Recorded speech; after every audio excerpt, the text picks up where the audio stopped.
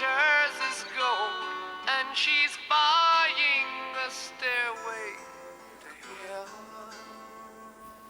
When she gets there, she knows if the stores are all closed.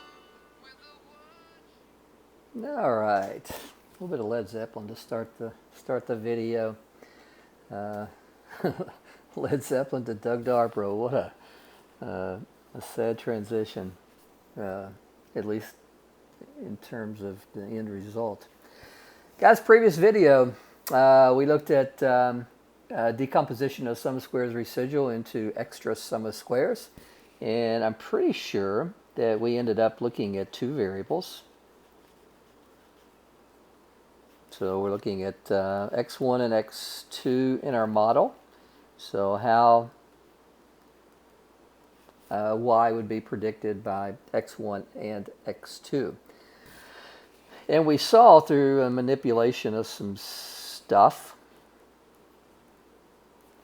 that the sum of squares for the regression, I think I said residual while ago, I meant to say regression. Sum of squares for regression, because sum of squares residual would be sum of squares error.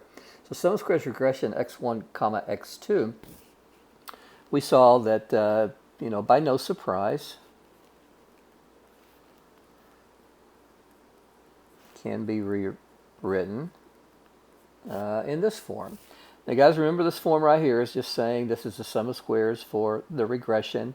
When we add x2 to the model, where x1 is already included.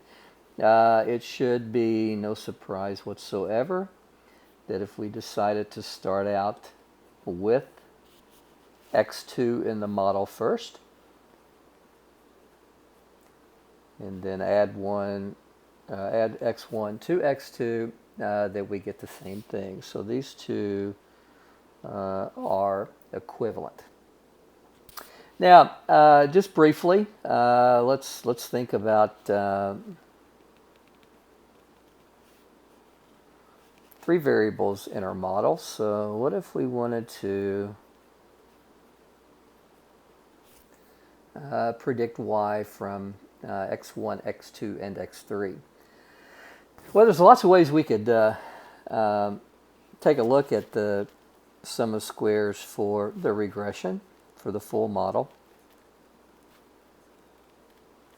And I think the most obvious first choice would be to look at the sum of squares when x1 was in our model, plus the sum of squares for the regression, so the effect of adding x2 when x1 is already in the model, plus the sum of squares for the regression of adding x3 into our model when x1 and x2 are already included. Another way that, and there's lots of different presentations. There may be a situation where we would want to look at, I'm trying to keep this paper steady, guys, so it won't go blind on me. One thing I've noticed in presenting this way is the lighting in my house is not good. So this new presentation may end up costing me a lot of money. But anyway, we may want to look at the sum of squares regression for, let's just say, maybe we want to start out with a model with just x2. But then we'd like to see the effect of adding x1 and x3 to our model with x2 already in there. Ultimately we just want to end up with all the variables in the model in some additive manner. Now the next thing on the agenda is how we present our results, and I want to look at, sorry for the jumping around, I want to look at the presentation of these results. So this is an example of an ANOVA table with three predictors.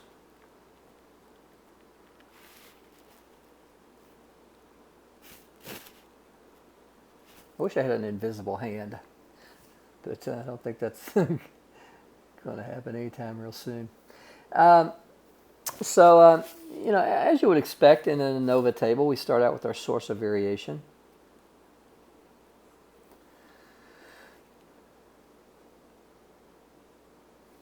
And then we look at the sum of squares.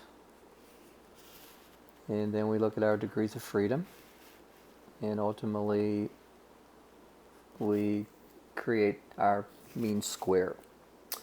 So the first source of variation that I would want to look at is the total regression.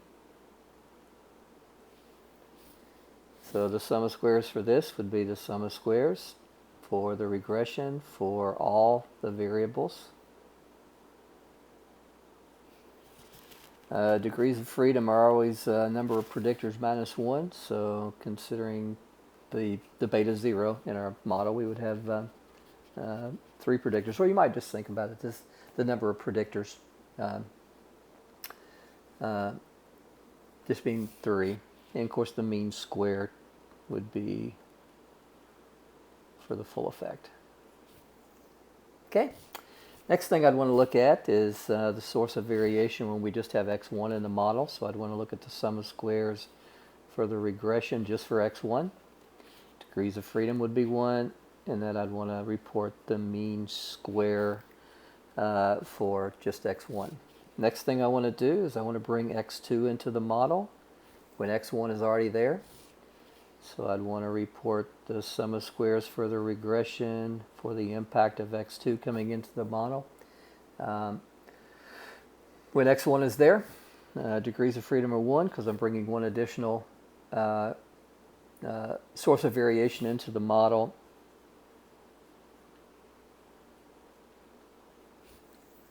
And we have this. Does anybody know what we do next?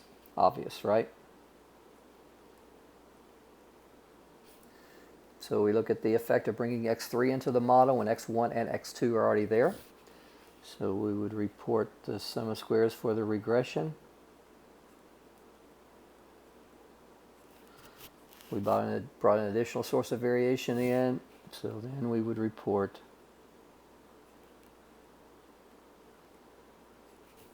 the mean square for regression. Final line, we're going to look, well, not the final line, but next to final line, we'll look at our error. So I want to report the sum of squares for the error for the full-on effect. And degrees of freedom here would be n minus 4. And I'd want to report the mean square for the error term. You guys, obviously this is the mean square error.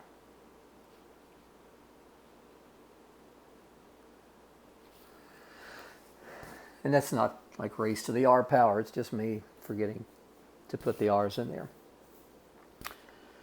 And of course next, obviously, we do our total source. So this is the sum of squares for the total, and this has degrees of freedom in minus 1. Now, what I would like to do is I'd like to run through an example, and so let's get things ready here. And I've got a data set that I've uploaded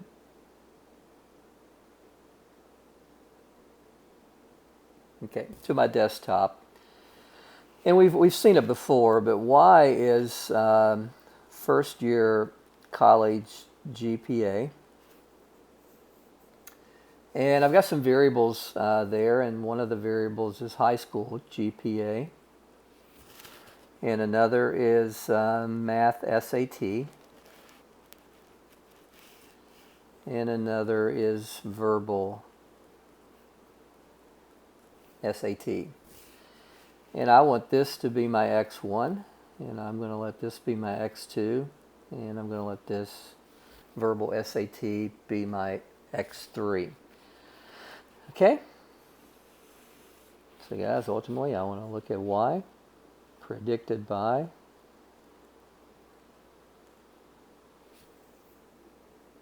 but I want to look down examine the sources of variation or the decomposition of some squares in the manner that I've looked at before. Okay, and when I talk about looking at before, I want to look at x1 in my model and the effect of bringing x2 in and the effect of bringing x3.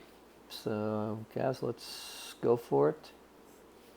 So for source, I'm going to have my regression, x1, x2 into the model given x1, x3 into the model given x1 and x2, the error, and the total source. Okay, so I want to run the sum of squares. I want to run the degrees of freedom. And for now, I want to stop at the mean square. You guys are smart folks. You know where we're headed here. We're eventually going to expand this out to have F statistics and p-values and things of that nature. But I want to go at this a little slower. I think a mistake of mine previously has been assuming too much, and I don't want to do that anymore. So anyway, all right, let's get into R. I'll tell you what. Let me shut this down, or not shut this down, but we'll get we're not going to need that for a while. Let's get into R, and I should have already had this done.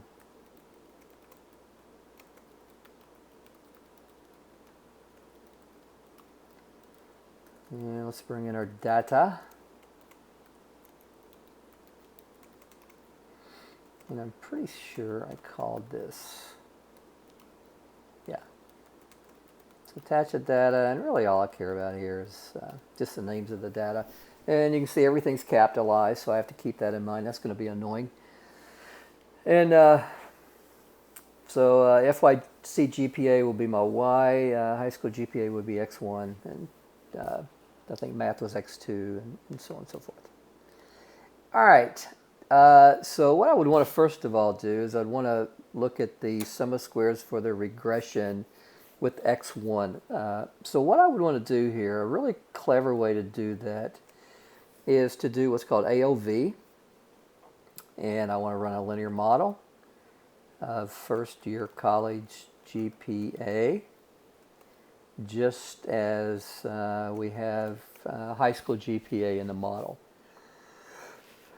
Now when I do that, it gives me a kind of a compact presentation. It gives me what I need. It gives me the sum of squares for the regression.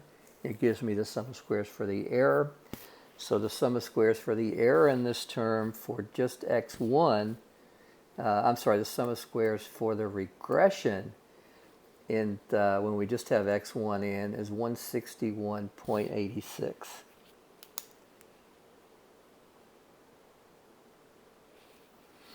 Now, if you're playing along here, let me show you, keep you up to date on what I'm doing.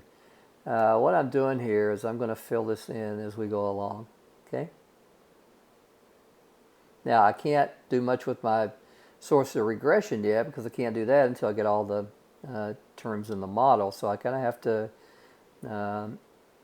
step my way into it.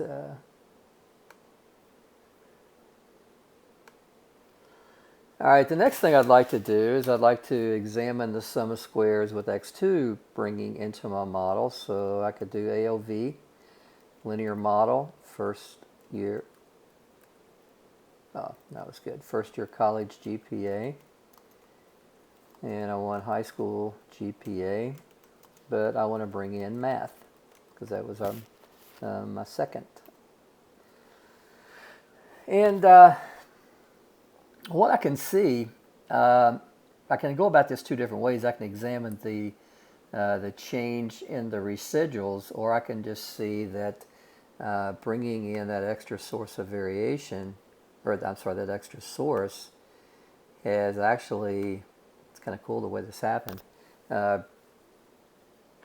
brought in 21.12 for the sum of squares for the regressions. So I'm going to make the note of that. Now the next thing I'd like to do, obviously, is AOV, linear model. And guys, I'm going to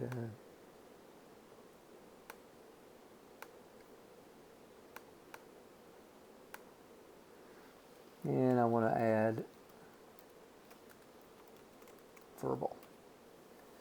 And we can see that once x1 and x2 are in the model, bringing in x3 adds 13.64 to the sum of squares for the regression. And also from this, I can get more information. For example, right here, what does the 351.63 stand for? Well, you can see that we've got x1, x2, x3 in our model. So this 351.63 stands for the error sum of squares.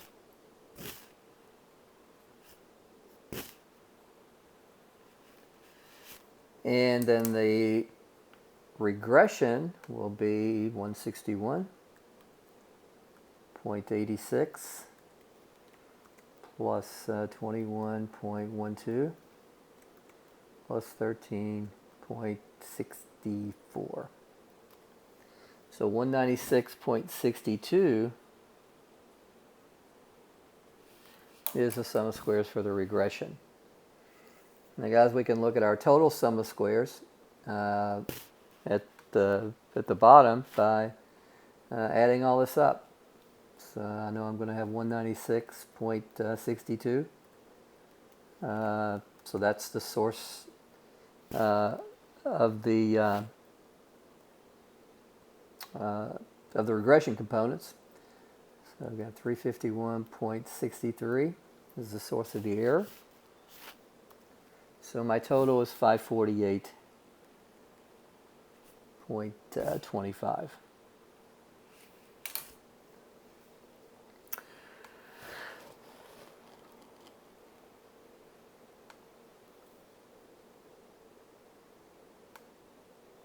So I've made these additions as they were calculated. All right, gang. So my degrees of freedom here are equal to 3, and 1, and 1, and 1, and 4. And I don't know I actually need that. So let's go the length of any of the variables. It doesn't matter. This will give us our sample size. So we got a large data set here. I didn't realize it was that large. So our sample size is 1,000. So here we would have 999. Now I'm going to grab a calculator. So hold on just a second.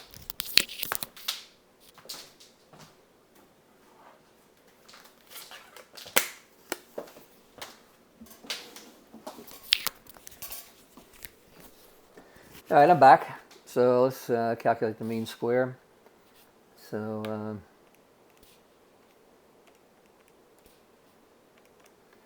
you get 65.54.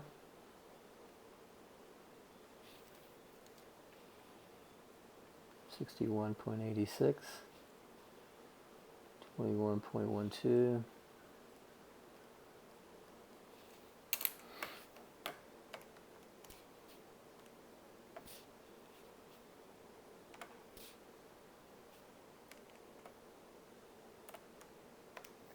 And 87.91. Remember, guys, the mean square for the total we leave blank because those things aren't additive. Those things meaning if we took 548 divided by 999, we wouldn't get what we would get if we sum the columns. So now, that's fine and dandy, and really what I'm putting you through here is kind of like what we put our undergraduate students or even our high school students through when we do calculus. We learn calculus. For example, when we learn derivatives, we introduce derivatives by its definition using limits, and f of x plus h, or sometimes we call it delta x. And then all of a sudden we say, well, if you had 2x cubed, it's actually just So 2x cubed would be 6x squared. So we kind of, give up our bag of tricks. Well, I'm going to give up my bag of tricks here, guys. There's a simpler way to do this. If we just want the decomposition, R has a built-in function that's kind of cool. So if I run my model on the full effect,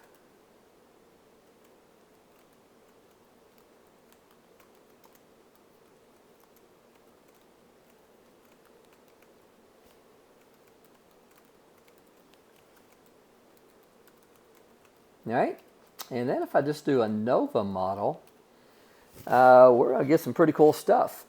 Namely, we're going to get a partial output that we just created. Now let's talk about what's missing. The first thing that is missing is the top line, and the top line for the total source of regression is missing, but it gives us exactly for including high school. Those numbers right there should look familiar. For math, this should look familiar, and this should partially look familiar. What's going on here? Oh, guys, I messed up. Does anybody? You guys are probably screaming at me, as well you should have been. If we go back to this is supposed to be n minus 4. So, good gosh, that's horrible. So guys, our sample size was 1000 minus 4, which would be 996. So we need 351.63. Got sloppy there, people. Divided by 996, it's going to be very, very small. 0.353. So I got big time sloppy. I remembered to do it down here, but apparently I lost my mind up there. So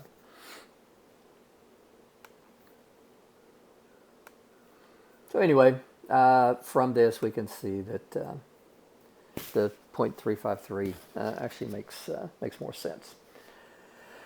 Okay, well, guys, we're that's the end of this video, and next video we'll get good. So take care.